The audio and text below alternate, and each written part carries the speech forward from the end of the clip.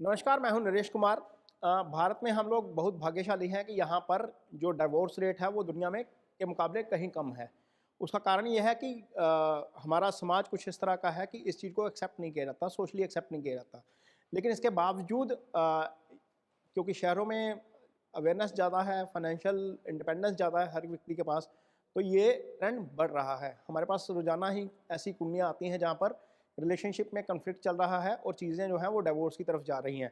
हालाँकि जब divorce file हो जाता है तो अदालत भी मौका देती है, एक काउंसलर अपॉइंट कर दिया जाता है। 6 महीने तक दोनों को मौका दिया जाता है कपल को कि आपसी अंडरस्टैंडिंग कर ली जाए, लेकिन इसके बावजूद डिवोर्स हो जाता है और बढ़ते बढ़ते जा रहे हैं ये मामले। ऐसा क्यों होता है कि आपने गुण भी मिलाए हुए हैं, पंडित जी से राय भी ली हुई है शादी से पहले, लेकिन इसके बावजूद तलाक हो रहे हैं? उसका कारण ये है कि जब गुण मिलाए जाते हैं, तो जब शादी हो रही होती है, तो सबसे पहले तो ये होता है कि गुण मिल जाएँ, क्योंकि गुण मिला लिए हैं, पंडित जी ने बोल दिया है कि शादी कर ली जाए, तो कर ली जाती है। और उस समय भी स्थिति ऐसी हो रही होती है कि कई बार लड़के को लड़की नहीं मिल रही होती है, लड़की को लड़का नहीं मिल रहा होता और हम मिनिमम रिक्वायरमेंट के ऊपर ही शादी कर लेते हैं गुण मिलान की, और बाकी चीज़ें जो हैं वो नहीं देखी जाती, ना ही लड़के की तरफ से, ना ही लड़की की तरफ से, ना ही एस्ट्रोलजर इस चीज़ को आपको या तो समझ की कमी है या फिर आपको बताया नहीं जाता, हाइड कर लिया जाता है और बाद में नतीजा आपको भुगतना पड़ता है। तो सबसे पहले तो ये है कि जब आप शादी कर रहे हैं, गुण मिलान कर रहे हैं, तो सप्तम भाव जहाँ से शादी देखी जाती है उसको देखना बहुत ज़रूरी है। दोनों चार्ट में ये मजबूत होना चाहिए। यदि एक भी चार्ट में ये मजबूत नहीं है, तो रिलेशनशिप स्टेक पे आ जाएगा कहीं न कहीं, किसी न किसी रूप में। ऐसा भी हो सकता है कि आपको सेपरेट होना पड़े, काम के मामले में ही सेपरेट होना पड़े।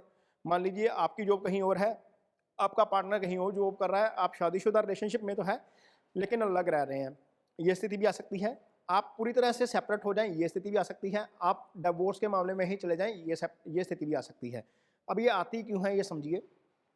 एक सबसे पहले तो ये है, लगन को देखा जाता है, सप्तम भाव को देखा जाता है, सप्तम भाव के मालिक को देखा जाता है और शादी के कारक को देखा जाता है।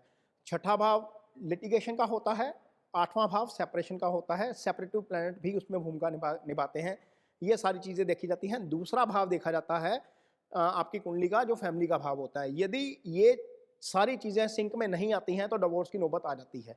ये सारी चीज़ें कुंडली मिलान के वक्त देखी जाती हैं कि क्या कहीं आगे जाकर प्रॉब्लम तो नहीं आ जाएगी, क्या दोनों के चार्ट में ऐसी स्थिति है, क्या या किसी एक के चार्ट में ऐसी स्थिति है, पहल किसकी तरफ से होगी डिवोर्स की, ज़्यादा जल्दी कौन तंग आ जाएगा, ये सारी चीज़ें देखी जाती हैं। तो सबसे पहले तो ये समझिए कि यदि आप कुंडली मिलान कर रहे हैं शादी से पहले, तो सप्तम भाव को देखना बड़ा ज़रूरी है।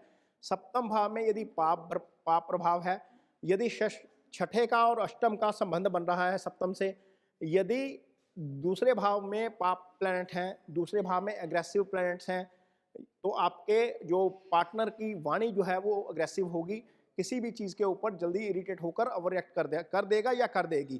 तो ये सप्तम भाव जो है वो देखना बहुत ज़रूरी है। सप्तम भाव का मालिक कहाँ गया? यदि आपकी कुंडली में सप्तम भाव का मालिक शुक्र बनते हैं या मान लीजिए मंगल बनते हैं, तो क्या वो छठे भाव में तो नहीं बैठ गए? क्या वो अष्टम से संबंध तो नहीं बना रहे? क्या वो राहु की दृष्टि में तो नहीं है? यदि, क्योंकि राहु केतु सेपरेटिव प्लैनेट है, सेपरेटिव इफेक्ट देते हैं। तो यदि ये सप्तम का मालिक जाकर खराब स्थिति में बैठ गया है या नवमाश में जाकर खराब स्थिति हो गई है, तो भी डिवोर्स की नौबत आ जाती है। क्या अष्टम की दशा तो नहीं चल रही? क्योंकि अष्टम से सेपरेशन आती है। तो यदि ये सारी चीज़ें चल रही हैं कुंडली में, जब कुंडली मिलाई जाती है, गुण मिला दिए, मैचिंग कर ली, सारा कुछ देख लिया, लेकिन महादशा नहीं देखी। महादशा में पता लगा छठे की महादशा चल रही है, आपने शादी कर ली, वो सामने वाला बंदा 2 महीने बाद लिटिगेशन में चला जाएगा, 3 महीने बाद लिटिगेशन में चला जाएगा। आपने शादी कर ली, पता लगे कि ऐसे प्लैनेट की दशा चल रही है जो सेपरेटिव इफेक्ट देता है, तो वो शादी के बाद ही इमीडिएट ही जो है वो सेपरेटिव इफेक्ट में आ जाएगा और दिक्कत आ जाएगी। और यदि आप मान लीजिए आपने शादी कर ली, शादी के 2 साल बाद ऐसे प्लैनेट की दशा आ रही है या अंतरदशा आ रही है जिसमें आपको दिक्कत आ सकती है, तो ये एक तो एस्ट्रोलॉजर को जरूर ये बताना चाहिए कि यहाँ पर शादी करेंगे तो ये इम्पैक्ट हो सकता है। और आपको भी ये थोड़ी सी समझ होनी चाहिए कि जहाँ पर आप शादी कर रहे हैं, क्या आपकी कुंडली वीक है? हर व्यक्ति को पता होता है कि उसकी कुंडली में क्या प्लस माइनस है, उसके बिहेवियर में, उसकी नेचर में क्या प्लस माइनस है। ऐसे एस्ट्रोलॉजर के ऊपर रिलाय करिए जो जिसके ऊपर आपका ट्रस्ट है, जो आपको बिल्कुल आपकी रियलिटी बताता हो, प्लस माइनस दोनों चीज़ें बताता हो, क्योंकि किसी भी व्यक्ति में सारी चीज़ें प्लस नहीं हो सकती, किसी भी चीज़ व्यक्ति में सारी चीज़ें माइनस नहीं हो सकती।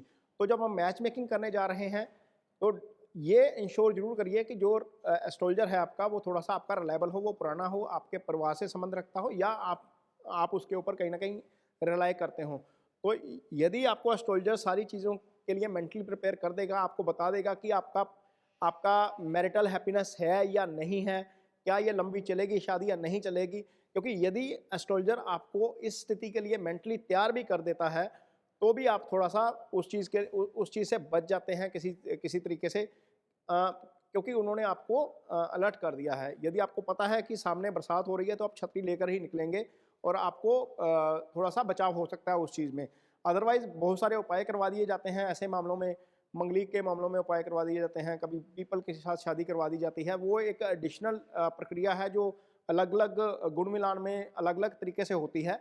लेकिन इसके बावजूद आपको ये सारी चीज़ें ध्यान में रखनी पड़ती हैं, यदि आपकी कुंडली में सप्तम, सप्तमेश और शादी का कारक शुक्र खराब है। फीमेल की कुंडली में सप्तम, सप्तमेश और हस्बैंड का कारक जुपिटर खराब है तो ये चीज़ें ज़रूर ध्यान में रखिए।